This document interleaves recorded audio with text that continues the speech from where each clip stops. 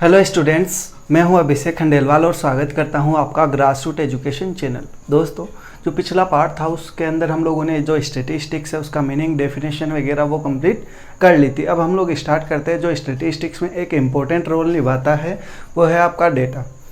Question arise ये होता है कि व्हाट इज़ डेटा। तो डेटा के बारे में हम लोगों ने पढ़ लिया था कि इन्फॉर्मेशन गैदर करना किसी भी चीज़ के बारे में, वो हमारी क्या कहलाते हैं, डेटा।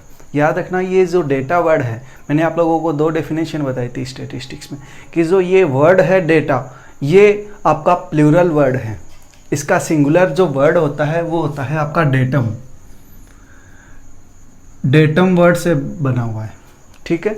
तो ये जो डेटा वर्ड है वो आपका प्लूरल वर्ड है, ठीक है। मतलब इंफॉर्मेशन कलेक्ट करना एक ग्रुप की, ठीक है। अब समझना, यहाँ एक समझने की जो चीज़ है वो ये है कि याद रखना, किसी भी एक इंडिविजुअल पर्सन की इंफॉर्मेशन कलेक्ट करना वो कभी भी आपका डेटा नहीं कहलाता। डेटा वह होता है जो कंपैरिजन कर सके, जिसका कंपैरिजन किया जा सके दूसरे इंडिविजुअल के साथ, वो हमारा डेटा होता है। अब हम लोग स्टार्ट करते हैं कलेक्शन ऑफ डेटा। अब ये होता क्या है कलेक्शन ऑफ डेटा, या तो एक सिंपल सी लैंग्वेज में बोल दूं कि कलेक्शन ऑफ डेटा का मतलब होता है डेटा कलेक्ट करना। डेटा का मतलब इंफॉर्मेशन कलेक्ट करना क्या कहलाता है, डेटा कहलाता है। डेफिनेशन से स्टार्ट करते हैं। देखो, यहाँ लिख रखा है, it is a foundation of any statistical investigation. भाई, जो स्टैटिस्टिकल इन्वेस्टिगेशन होता है उसका फाउंडेशन क्या होता है, आपका डेटा या कलेक्शन ऑफ डेटा। समझना इस चीज़ को, एक एग्जांपल देता हूँ। जैसे मान लो जो बिल्डर है वो घर बनाता है, तो घर बनाने से पहले उसको क्या रोड़ी, सीमेंट वगैरह, ठीक है, बजरी वगैरह, ये सारी चीज़ें इकट्ठी करनी पड़ती, नहीं इकट्ठी करनी पड़ती, तभी जाके वो मकान बनता है। सेम वही चीज़ यहाँ होती है। स्टैटिस्टिकल इन्वेस्टिगेशन है, उसको कंप्लीट करने के लिए डेटा कलेक्ट करना पड़ता है, इन्फॉर्मेशन, बहुत सारी इन्फॉर्मेशन कलेक्ट करनी पड़ती है, तब जाके आपका कंक्लूजन निकलता है। सेम वही चीज़ यहाँ होती है। तो देखो, collection data relates to purposeful gathering of information related to the subject matter of the study from the modulus under investigates। साफ दे रखा है, purposeful gathering of information related to the subject matter, मतलब purposeful gathering of information gather करनी है, वो भी purposeful, हमारा purpose fix होना चाहिए। बाय पर्पजफुल इंफॉर्मेशन गैदर करनी है, जो भी आप लोगों के पास रिलेटेड सब्जेक्ट मैटर है उससे रिलेटेड आप लोगों को इंफॉर्मेशन कलेक्ट करनी है, ठीक है। उसकी जो स्टडी है वो क्या कहलाती है, collection of data. I hope meaning clear हो गया होगा। मतलब अगर सिंपल सी लैंग्वेज में मैं बोल दूं कि कलेक्शन ऑफ डेटा का मीन्स ये है कि आप जहां इन्वेस्टिगेशन करने वाले हो, जिस सब्जेक्ट के ऊपर आप इन्वेस्टिगेशन करने वाले हो, उससे रिलेटेड इंफॉर्मेशन कलेक्ट करना, वो हमारा क्या कहलाता है, collection of data. I hope meaning clear हो गया होगा कलेक्शन ऑफ डेटा का। अब हम लोग बात करते हैं टाइप्स ऑफ डेटा। देखो, जो डेटा होता है वो 2 टाइप का होता है। डेटा 2 टाइप का होता है, एक होता है आपका प्राइमरी डेटा और दूसरा होता है आपका सेकेंडरी डेटा। 2 टाइप के डेटा होते हैं, primary data and secondary data, ठीक है, जिसको हिंदी में क्या बोला जाता है, प्राथमिक समंक और द्वितीय समंक, ठीक है। ये हमारे कहलाते हैं द्वितीयक समंक। अब समझना ये होते क्या है, ठीक है। देखो, प्राइमरी डेटा वह डेटा होते हैं जो बिल्कुल नए सिरे से डेटा कलेक्ट किए जाते हैं। एकदम नए सिरे से जो डेटा कलेक्ट किए जाते हैं, ओरिजिनली जो डेटा कहलाते हैं, वो हमारे कौन से होते हैं, प्राइमरी डेटा। एग्जांपल दूंगा, प्राइमरी डेटा कौन से होते हैं और सेकेंडरी डेटा कौन से होते हैं। तो देखो, freshly collected for a specific objective from starting to end, वो हमारे कौन से कहलाते हैं, प्राइमरी डेटा। एकदम बिल्कुल नए सिरे से जनगणना की कैलकुलेशन होती है, सेंसस कैलकुलेशन जिसको आप लोग बोलते हो, बिल्कुल नए सिरे से डेटा कलेक्ट किए जाते हैं। इसके अलावा आरबीआई होती है, तो आरबीआई भी क्या करती है, बहुत सारे नए सिरे से डेटा कलेक्ट करती है, कितने का होम लोन ले रखा है, कितने और, ठीक है। तो ये एकदम बिल्कुल नए सिरे से जो डेटा कलेक्ट किया जाता है वो हमारा कौन सा डेटा होता है, प्राइमरी डेटा। फिर आता है आपका सेकेंडरी डेटा। देखो, सेकेंडरी डेटा कौन सा होता है, which are not collected originally, मतलब जो ओरिजिनली रूप से कलेक्टेड नहीं किया जाता, but rather obtain from published और अनपब्लिश्ड सोर्स। लेकिन वो इकट्ठा कहाँ से किया जाता है, जो ऑलरेडी पब्लिश्ड हो चुका है या पब्लिश नहीं हुआ है लेकिन डेटा कलेक्ट हुआ है। याद एक चीज़ बताता हूँ, इनका मतलब प्राइमरी डेटा कौन सा होता है और सेकेंडरी डेटा कौन सा पेपर वाले होते हैं, ठीक है, वो एकदम नए सिरे से जाके डेटा कलेक्ट करते हैं, बिल्कुल नए सिरे से, तो वो कौन से हैं, प्राइमरी डेटा। लेकिन हम इंफॉर्मेशन कहाँ से, मैंने आप लोगों को कोई प्रोजेक्ट दिया और बोला कि जाओ अखबार से या कहीं और सोर्स से आप लोग डेटा कलेक्ट, क्या करोगे, जो अखबार वगैरह है या गूगल वगैरह है वहाँ से डेटा कलेक्ट करोगे। तो मतलब जो ऑलरेडी पब्लिश्ड है आप लोग वहाँ से डेटा कलेक्ट कर रहे हो, तो वो कौन सा डेटा कहलाएगा, सेकेंडरी डेटा, जो ऑलरेडी पब्लिश्ड हो चुका है। आई होप मीनिंग क्लियर हो गया होगा। अब हम लोग देखते हैं डिफरेंस प्राइमरी डेटा और सेकेंडरी डेटा के बीच क्या डिफरेंस होते हैं, ठीक है। कुछ लगभग 6 डिफरेंस हम लोग देखेंगे ताकि आप लोगों का जो प्राइमरी डेटा है और सेकेंडरी डेटा का जो मीनिंग है वो क्लियर हो जाए। तो देखो, प्राइमरी डेटा को हम लोगों ने बोला है ओरिजिनल डेटा, तो वही चीज़ लिख रखी है मैंने कि पहला डिफरेंस क्या है, it is a original data like a raw material. By raw material क्या होता है, एकदम कच्चा माल, वैसे ही ये जो डेटा होता है प्राइमरी डेटा रॉ मटेरियल की तरह होता है। ये पहला डिफरेंस है। सेकेंडरी डेटा देखो, ये ओरिजिनल डेटा नहीं होता है, ठीक है, they are like finished material. जैसे फिनिश्ड मटेरियल मतलब जो चीज़ बन के तैयार हो चुकी है, ठीक है, वो फिनिश्ड मटेरियल है, ठीक है, जिसके ऊपर कोई प्रोसेस नहीं की जा सकती, वो हमारा क्या होता है, सेकेंडरी डेटा। मतलब सेकेंडरी डेटा किसकी तरह होता है, फिनिश्ड मटेरियल की तरह। क्यों, ऑलरेडी पब्लिश्ड होता है, हम लोगों को तो सिर्फ कलेक्ट करना होता है, ठीक है। ये पहला डिफरेंस होता है प्राइमरी डेटा और सेकेंडरी डेटा के बीच। अब बात करते हैं दूसरे डिफरेंस की तरफ। देखो, collected according to the objective. यहाँ जो डेटा कलेक्ट किया जाता है प्राइमरी डेटा, वो ऑब्जेक्ट के हिसाब से कलेक्ट किया जाता है। लेकिन जो सेकेंडरी डेटा है उसमें क्या होता है, जो ऑलरेडी पब्लिश्ड है उस डेटा के अंदर कुछ आपको चेंजेस करने ही पड़ते हैं, उसके बाद वो यूजफुल बनते हैं। तो देखो, necessary changes have to be made to make them useful as per the requirement.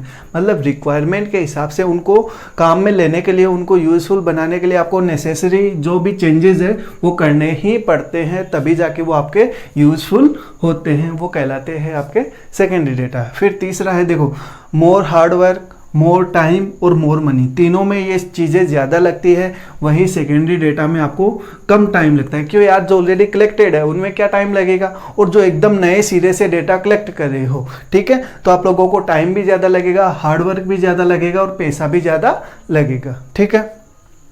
फिर है कलेक्टेड बाय इन्वेस्टिगेटर। देखो, यहाँ जो डेटा प्राइमरी डेटा कलेक्ट होता है वो या तो बंदा खुद जाता है या उसका एजेंट जाके जो इन्फॉर्मेशन है वो कलेक्ट करता है, तो कलेक्टेड बाय इन्वेस्टिगेटर या एजेंट के द्वारा, ठीक है। यहाँ सेकेंडरी डेटा में क्या होता है, वो ऑलरेडी पब्लिश्ड होता है। तो देखो, collected and published earlier by some other person या इंस्टीट्यूट। मतलब किसी ऑलरेडी किसी पर्सन ने या किसी इंस्टीट्यूट ने वो कलेक्ट कर रखे होंगे, ठीक है। तो ये 6 डिफरेंस होते हैं प्राइमरी डेटा और सेकेंडरी डेटा के बीच। आई होप जो प्राइमरी डेटा है और जो सेकेंडरी डेटा है उसका जो मीनिंग है वो क्लियर हो गया होगा। फिर भी अगर कोई डाउट रहता है तो आप हमें कमेंट के माध्यम से पूछ सकते हो।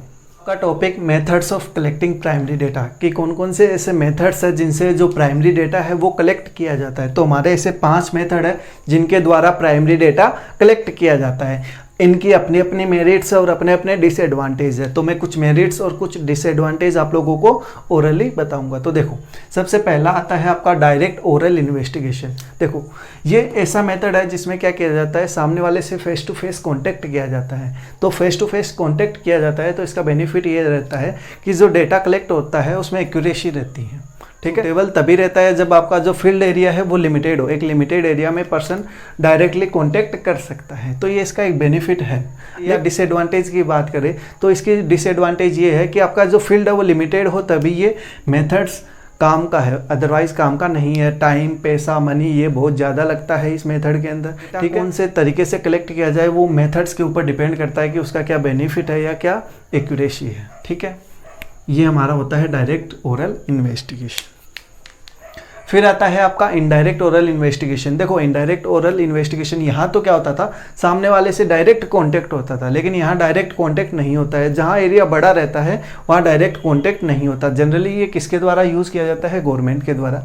जैसे एक एग्जाम्पल दूँ कि जैसे एक मिल है, उस मिल के अंदर बहुत सारे कर्मचारी काम कर रहे हैं, तो मैं क्या करता हूँ, सीधा कर्मचारियों से न जाके किसी और थर्ड पर्सन से उनके बारे में पूछ लेता हूँ, मतलब वहाँ का उसका मालिक हो गया, उस मालिक से उनके बारे में पूछ लूँ, ठीक है। तो वो डायरेक्टली ना कलेक्ट करके इनडायरेक्टली उनसे डेटा कलेक्ट किया जा रहा है, तो ये एक मेथड कहलाता है इनडायरेक्ट ओरल इन्वेस्टिगेशन, जिसमें सामने वाले से डायरेक्ट कॉन्टेक्ट नहीं किया जाता, वो हमारा है इनडायरेक्ट ओरल इन्वेस्टिगेशन। अब इसमें बेनिफिट क्या रहता है भाई, ये तो हम लोगों ने पढ़ लिया कि जहाँ एरिया वाइड हो ये इसका बेनिफिट है, लेकिन यहाँ डिसएडवांटेज ये देखना यार, जो डेटा मैंने कलेक्ट किया है वो ज़रूरी थोड़ी है कि उसको सही पता हो, नहीं पता तो ये भी हो सकता है कि जो डेटा हम लोगों ने कलेक्ट किया है वो एक्यूरेट नहीं हो सकता। समझ में आ गया इनडायरेक्ट ओरल इन्वेस्टिगेशन क्या होता है। फिर आता है आपका इंफॉर्मेशन थ्रू लोकल सोर्सेस और करस्पोंडेंट्स। देखो इसमें क्या होता है, जो डेटा कलेक्ट किया जाता है वो या तो लोकल सोर्सेज से कलेक्ट किया जाता है या जो करस्पोंडेंट्स है, ठीक है, जिसको हम लोग संवाददाता बोलते हैं, ठीक है, उनके द्वारा कलेक्ट किया जाता है। जहाँ एरिया वाइड होता है, ठीक है, वहाँ ये मेथड्स यूज़ में लिया जाता है, जैसे न्यूज़पेपर वगैरह, मैगजीन वगैरह, रेडियो वगैरह, ठीक है। जहाँ एरिया वाइड होता है वो लोग क्या करते हैं, अपने करस्पोंडेंट्स जो संवाददाता हम लोग देखते हैं ना टीवी के अंदर कि वो माइक लेके बोलते रहते हैं, ठीक है, तो वो हमारे कहलाते हैं करस्पोंडेंट्स। जैसे ही कोई इंसिडेंट होता है वो जो मेन ऑफिस होता है उनको इन्फॉर्मेशन प्रोवाइड करवाते हैं, ठीक है, एकदम नए सिरे से डेटा कलेक्ट होता है, तो वो कहलाता है इंफॉर्मेशन थ्रू लोकल सोर्सेस और करस्पोंडेंट्स। अब इसमें क्या होता है, जो पैसा टाइम वो बहुत कम लगता है और इन्फॉर्मेशन बहुत जल्दी गैदरिंग हो जाती है, लेकिन ज़रूरी नहीं कि जो इन्फॉर्मेशन उसने गैदर की है वो सही तरीके से पहुंच जाए, ठीक है, तो ये इसका एक डिसएडवांटेज भी होता है। तो हम लोग बात करते हैं मेल्ड क्वेश्चनर। इसमें क्या होता है, इस मेथड के अंदर जो सामने वाला होता है जिससे इन्फॉर्मेशन कलेक्ट करनी होती है, इसको क्या करते हैं, क्वेश्चनर भेज दिया जाता है। अब क्वेश्चन ये आता है व्हाट इज क्वेश्चनर। क्वेश्चनर का मीन्स होता है बहुत सारे क्वेश्चंस की जो लिस्ट है वो सामने वाले को मेल कर दी जाती है। सामने वाला जो है जिससे इन्फॉर्मेशन कलेक्ट करनी है, जैसे ही उसको टाइम मिले वो उस चीज़ को इन्फॉर्मेशन भर के और हम लोगों को वापस लौटा दे। यहाँ एक चीज़ ध्यान रखना कि यहाँ जो इन्फॉर्मेशन देने वाला है वो एजुकेटेड होना चाहिए भाई। सामने वाले को जो हम लोगों ने क्वेश्चनर भेजा है अगर वो एजुकेटेड है तभी तो आंसर दे पाएगा उस चीज़ को, ठीक है। तो यहाँ ये इसका एक डिसएडवांटेज भी है कि सामने वाला अगर इलिटरेट है तो ये मेथड्स काम का नहीं होता, इसमें टाइम पैसा कम लगता है, ठीक है। तो ये इसकी एडवांटेज और डिसएडवांटेज है। फिर बात करें शेड्यूल सेंड थ्रू एन्यूमरेटर। इसमें क्या होता है, एक पर्सन जो होता है वो खुद जाके क्वेश्चंस की लिस्ट होती है सामने वाले से फेस टू फेस कॉन्टेक्ट करता है और जो सवाल होते हैं उनका जवाब कलेक्ट करता है, तो ये कहलाता है शेड्यूल सेंड थ्रू एन्यूमरेटर। इसमें क्या होता है, लेकिन याद रखना इसमें सबसे ज़्यादा एक्यूरेसी रहती है। क्यों, सामने वाला जो है, ठीक है, अगर वो इलिटरेट है तो भी वो सामने वाला जो पूछने वाला है उससे इन्फॉर्मेशन ले लेगा, ठीक है। यहाँ क्या होगा, यहाँ तो एजुकेटेड ही पर्सन होना कंपलसरी होता है, वही जवाब दे पाएगा, लेकिन यहाँ अगर इलिटरेट है तो भी वह जवाब दे पाएगा। कई बार क्या होता है, यहाँ समझना, यहाँ क्या होता है, जैसे कई बार टाइम कम होने की वजह से वो जो भरना होता है क्वेश्चनों के आंसर जो देने होते हैं वो गलत भी दे देता है। यहाँ भी वही चीज़ है कि पूछना कुछ और चाह रहा है, सामने वाला रिप्लाई नहीं दे पा रहा, तो हो सकता है कि वह कई बार गलत जवाब भी दे सकता है। तो हर चीज़ के अपने अपने बेनिफिट है, अकॉर्डिंग टू द ऑब्जेक्ट के हिसाब से इनका यूज किया जाता है। तो आई होप जो 5 मेथड है वो आप लोगों के क्लियर हो गए होंगे, कौन कौन से मेथड्स है प्राइमरी डेटा कलेक्ट करने के। फिर भी अगर आप लोगों को कोई डाउट रहता है इसके अंदर तो आप हमें कमेंट के माध्यम से पूछ सकते हैं। प्राइमरी डेटा है उसके अंदर हम लोगों ने 2 चीज़ देखी थी, एक था क्वेश्चनर, एक है शेड्यूल। अब देखो क्वेश्चनर और शेड्यूल में क्या डिफरेंस होता है वो हम लोग एक टेबल के थ्रू समझेंगे। तो देखो जो क्वेश्चनर होता है वो किसके द्वारा फिल किया जाता है, रेस्पोंडेंट्स के द्वारा। समझना, मेथड्स के अंदर पढ़ा था, क्वेश्चनर मेल्ड किया जाता है, सामने वाला जो पर्सन होता है एजुकेटेड पर्सन वो उसका रिप्लाई करता है, ठीक है। तो यहाँ देखो फिल्ड बाय रेस्पोंडेंट्स, मतलब जो रेस्पॉन्स देता है वो उसको फिल करता है, तो भरेगा कौन, जो सामने वाला, हमने तो उसको मेल के थ्रू भेज दिया है, क्वेश्चनर है वो आपका। फिर है शेड्यूल, देखो शेड्यूल में क्या होता है, फिल्ड बाय ट्रेंड एन्यूमरेटर होता है, वो सामने वाला खुद बंदा उसके पास जाता है और सामने वाले से इंफॉर्मेशन कलेक्ट करता है, यहाँ सामने वाला खुद नहीं जाता। डिफरेंस होता है क्वेश्चनर और शेड्यूल के बीच, ठीक है। अब दूसरा है इन्फॉर्मेंट्स आर लिटरेट। यहाँ क्या होता है, जो इन्फॉर्मेंट्स है वो लिटरेट होना कंपलसरी है, अगर लिटरेट होगा तभी तो जो रिस्पॉन्स है वो दे पाएगा। लेकिन यहाँ क्या है, इन्फॉर्मेंट्स चाहे लिटरेट हो चाहे इलिटरेट हो कोई फर्क नहीं पड़ेगा। क्यों फर्क नहीं पड़ेगा भाई, जो डेटा कलेक्ट किया जा रहा है वो कौन करेगा, एन्यूमरेटर। ठीक है। तो लिटरेट और इलिटरेट होने का कोई फर्क नहीं। इकोनॉमिकल मेथड, यहाँ ये जो मेथड होता है इकोनॉमिकल मेथड होता है, टाइम पैसा ये सब सेव करता है, यहाँ टाइम कम लगता है क्योंकि पोस्ट का खर्चा होता है, ठीक है। यहाँ ये एक्सपेंसिव मेथड होता है, टाइम ज़्यादा लगता है, हार्डवर्क ज़्यादा लगता है, ठीक है। तो ये हमारा एक्सपेंसिव मेथड होता है। फिर है यूजुअली टेक मोर टाइम, ये ज़्यादा टाइम लेता है, पहले पोस्ट के द्वारा भेजना पड़ता है, फिर सामने वाले के पास जब टाइम होता है तब वह उसको फिल करके देता है। यहाँ no question of delay, delay का तो कोई टाइम ही नहीं होता क्योंकि जो एन्यूमरेटर होता है वो डायरेक्ट जाता है और उससे इन्फॉर्मेशन कलेक्ट करता है। क्लियर हो गया। फिर accuracy is not very high, भाई सामने वाले के मूड के ऊपर डिपेंड करता है, अगर सामने वाले का मूड खराब हुआ तो वो कैसे भी भर के दे सकता है, तो एक्यूरेसी कम होती है। यहाँ एक्यूरेसी इज मच हाई, यहाँ एक्यूरेसी ज़्यादा होती है। क्यों ज़्यादा होती है कि सामने वाले से डेटा कलेक्ट करने के लिए आपका एन्यूमरेटर जाएगा, ठीक है। फिर है नो डायरेक्ट पर्सनल कॉन्टेक्ट, यहाँ क्या होता है सामने वाले से कोई पर्सनल कॉन्टेक्ट नहीं होता, लेकिन यहाँ क्या होता है डायरेक्ट सामने वाले से पर्सनल कॉन्टेक्ट होता है। मिल गई तो आप लोग पूछोगे कि ये ऐसी इन्फॉर्मेशन दे दो आप हमें। फिर है नो गाइडलाइन इज सेंड, जो आपका क्वेश्चनर है उसके साथ कोई गाइडलाइन सेंड नहीं की जाती, जबकि शेड्यूल होता है उसके अंदर पूरी गाइडलाइन उसके साथ अटैच होती है जो एन्यूमरेटर सामने वाले को बताता है। तो आई होप जो क्वेश्चनर है और जो शेड्यूल है उसका मीनिंग आप लोगों को क्लियर हो गया होगा। बस इतना याद रखना, जो क्वेश्चनर होता है रेस्पोंडेंट्स, ठीक है, जो रेस्पॉन्स देगा वो फिल करके देगा, और जो शेड्यूल है वो एन्यूमरेटर जाएगा और सामने वाले से फिल करवाएगा। ये डिफरेंस है आपका शेड्यूल और क्वेश्चनर का। आई होप मीनिंग क्लियर हो गया होगा। फिर भी अगर कोई डाउट रहता है तो कमेंट के माध्यम से पूछ सकते हैं। नेक्स्ट टॉपिक आपका सोर्सेस ऑफ सेकेंडरी डेटा। कौन कौन से ऐसे सोर्सेस है जिनसे सेकेंडरी डेटा कलेक्ट किए जाते हैं। तो हम लोगों ने पढ़ा था 2 सोर्सेस है जिनके द्वारा जो सेकेंडरी डेटा है वो कलेक्ट किया जाता है। एक होता है आपका पब्लिश्ड सोर्सेस, दूसरा होता है आपका अनपब्लिश्ड सोर्सेस। देखो पब्लिश सोर्सेस में कौन कौन से आते हैं, जैसे आपके इंटरनेशनल पब्लिकेशंस हो गई, गवर्नमेंट पब्लिकेशंस हो गई, सेमी गवर्नमेंट पब्लिकेशन हो गई, पब्लिकेशन ऑफ नॉन गवर्नमेंट हो गई, इसके अलावा मैगजीन न्यूज़पेपर वगैरह हो गई। ये सारे हमारे कौन से होते हैं, पब्लिश सोर्सेस। मतलब जो क्या करते हैं ऑलरेडी डेटा कलेक्ट करते हैं, जिनसे हम लोग डेटा कलेक्ट करते हैं, वो हमारे सब कहलाते हैं पब्लिश सोर्सेस। अगर हम लोग बात करें इंटरनेशनल पब्लिकेशन की तो WHO वगैरह हो गया, आसियान कंट्रीज हो गई, सार्क हो गया, ये इंटरनेशनल पब्लिकेशन है जो डेटा प्रोवाइड करवाते हैं। इसके अलावा गवर्नमेंट पब्लिकेशन की बात करें तो जो आपके 5 ईयर प्लान प्रोग्रेस है, इसके अलावा जो सेंसस रिपोर्ट है, वो पब्लिकेशन हम लोगों को हर साल डेटा प्रोवाइड करवाती है। इसके अलावा सेमी गवर्नमेंट हो गई, जिसमें म्यूनिसिपैलिटीज़ वगैरह हो गई या पंचायत वगैरह हो गई, वो भी हम लोगों को बर्थ और डेथ से रिलेटेड जो डेटा है वो प्रोवाइड करवाती है। इसके अलावा जो नॉन गवर्नमेंट ऑर्गेनाइजेशन है, बहुत सारे ऐसे इंस्टीट्यूट वगैरह है जैसे फिक्की वगैरह, HUL वगैरह, ये कंपनीज वगैरह है जो डेटा प्रोवाइड करवाती है। फिर है मैगजीन और न्यूज़पेपर में जो बहुत सारे मैगजीन्स वगैरह होती है, न्यूज़पेपर्स वगैरह होते हैं, वो भी हम लोगों को डेटा प्रोवाइड करवाते हैं। तो ये सारे पब्लिश सोर्सेस है जिनके द्वारा हम लोग डेटा